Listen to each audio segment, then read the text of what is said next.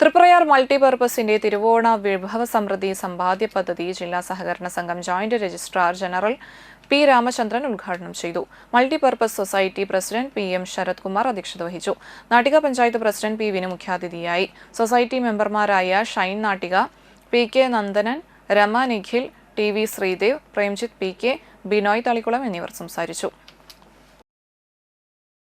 സമ്പാദ്യം എന്നാണ് പേരെങ്കിൽ പോലും എനിക്ക് തോന്നുന്നു സമ്പാദ്യം സമൃദ്ധിയും സമൃദ്ധിയും കൂടി അത് ചേർത്താൽ നന്നായിരിക്കുമെന്നൊരു തോന്നൽ എനിക്കുണ്ട്. തൃപ്രയാർ മൾട്ടിപർപ്പസ് സഹകരണ സംഘത്തിന്റെ സമ്പാദ്യം സമൃദ്ധി പദ്ധതി ഭയങ്കര മനോഹരമായി സഹകരണ മേഖലയ്ക്ക് തന്നെ വലിയൊരു ഉണർവും മാതൃകയാണ്. ഇത്രയും മനോഹരമായ ഒരു ചടങ്ങ്, അത് ലളിതമായ ചടങ്ങൊന്നല്ല, ആളുകളുടെ എണ്ണം കുറവുകൊണ്ടല്ല, ആളുകളുടെ മനസ്സിലുള്ള സ്ഥാനമാണ് ഇതിൻ്റെ ഏറ്റവും വലിയ വലിപ്പച്ചെറുപ്പം നമ്മൾ നിശ്ചയിക്കുന്നത്. അപ്പോൾ അത് ലളിതമായ ചടങ്ങുമല്ല, ശുഷ്കിച്ച ചടങ്ങുമല്ല.